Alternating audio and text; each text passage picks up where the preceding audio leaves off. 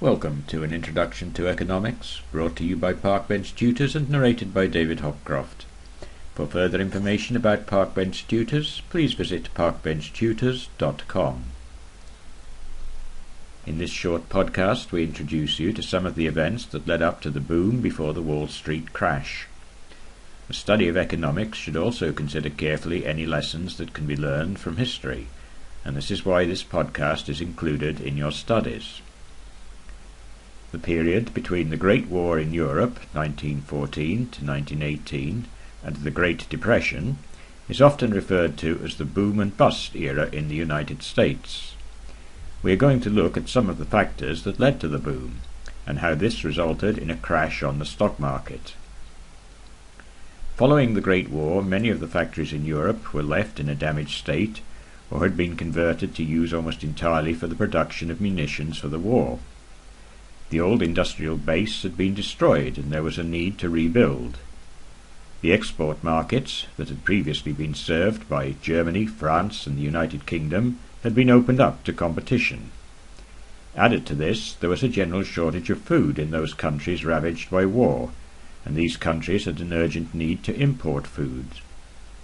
The industries in the United States, including the farming industry, found themselves in a position to expand their export markets, and this led to an accelerated growth within the United States. As a result of these exports, the United States balance of payments shifted from being a debtor to a creditor. The boom period was supported by the actions of a government that offered low taxation to business to encourage investment and growth. This was to lead to an increase in the spending power of the middle classes. Domestic sales were also helped initially by the use of tariffs to make it harder for imported goods to compete, and by a general opposition to any free trade policies. The banking system in the United States had benefited during the Great War by lending money to the European allies, and they were now receiving repayments with interest. This inflow of money enabled them to offer low-interest loans to promote business expansion. At the same time, many consumers were being encouraged to purchase goods using a new method that was called hire purchase. This was the first time that purchases on credit had been made available to large numbers of households, and it led to an increase in consumption. With increased demand, wages rose, and low taxation fueled demand for even higher consumption. Mass production methods were being developed, and this enabled the demand to be met. The widespread use of advertisements further promoted domestic consumption. Advertising on the radio became important as the number of homes with radios increased by over 9 million in the space of a decade. With hire purchase offering goods with only small weekly installments, and with a comparatively low interest rate, the department stores thrived and increased in number. As output increased to meet the demand, profits rose, and dividends on shares rose. More shares became available on the stock market, and many Americans were encouraged to invest in shares for the first time. These shares were often purchased by a method that was known as on the margin. With this method, the purchaser paid only a small deposit for the shares, the rest being financed by a loan through the broker. The brokers themselves had obtained the money through loans made by the banks, giving in effect a chain of debt. The boom years also encouraged Americans to invest in other ways, and there was an increase in the number of homeowners, and therefore in the number of mortgages. Americans also increased expenditure on education, and became more aware of the need for insurance, purchasing life and home insurance. The increase in demand could not have been met without changes in the methods of production. Mass production methods were first introduced successfully into industries such as those producing sewing machines, bicycles, and engines. The extension of mass production to the automobile industry was most obvious in the efforts of Henry Ford. His delivery of parts to the factory floor by a trolley system meant that workers only needed to carry out parts of the task in assembling an automobile.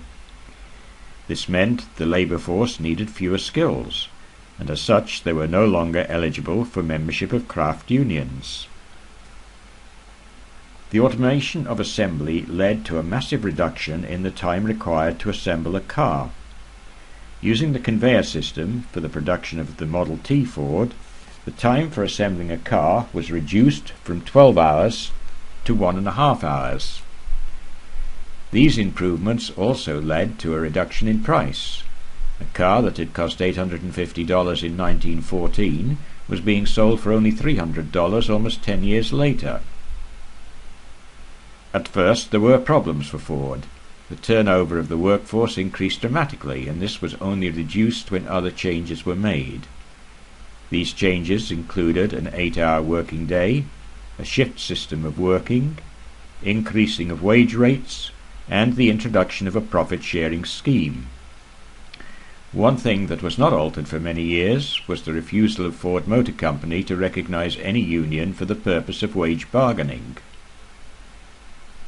With an increase in the number of owners of automobiles, there were boosts for associated industries. Automobiles accounted for over 90% of oil use, 80% of rubber use, and around 20% of all steel being produced in the USA. Whilst the boom years were beneficial for some, which is shown by the increase in number of millionaires, the effects on others were beginning to show.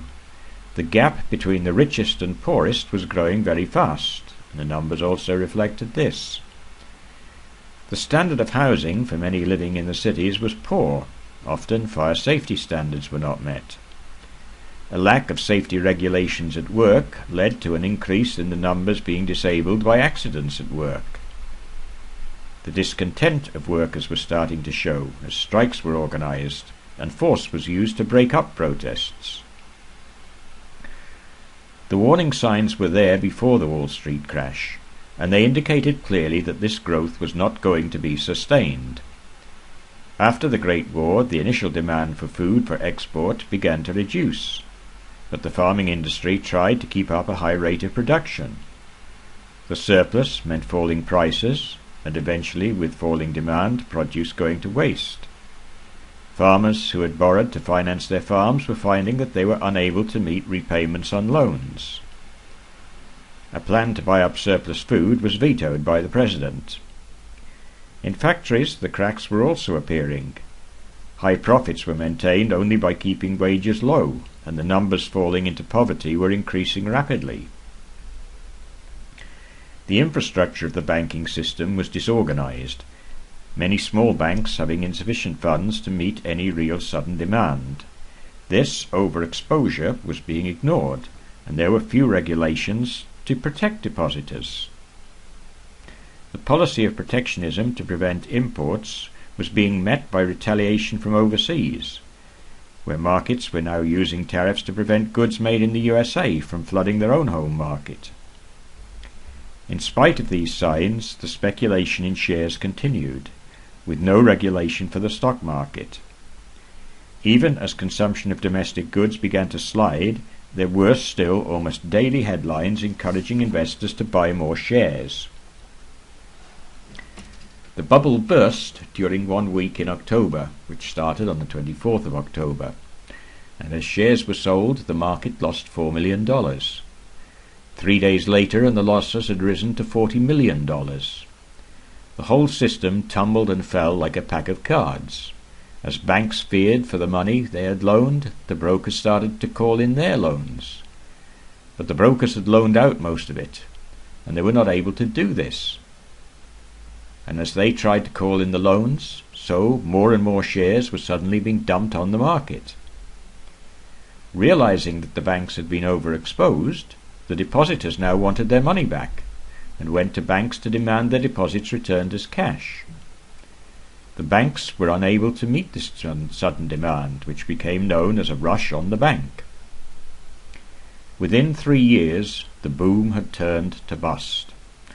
Consumption contracted, unemployment climbed to over 20%, and over 2,000 banks had closed with depositors losing their savings. GNP and national income had halved, and over 20,000 businesses had gone bankrupt. The United States was about to enter the Great Depression. This ends our podcast on the boom and bust years. brought to you by Parkbench Tutors and narrated by David Hopcroft. Thank you for watching and for listening. We wish you success in your studies. For more information about Parkbench Tutors, please visit parkbenchtutors.com.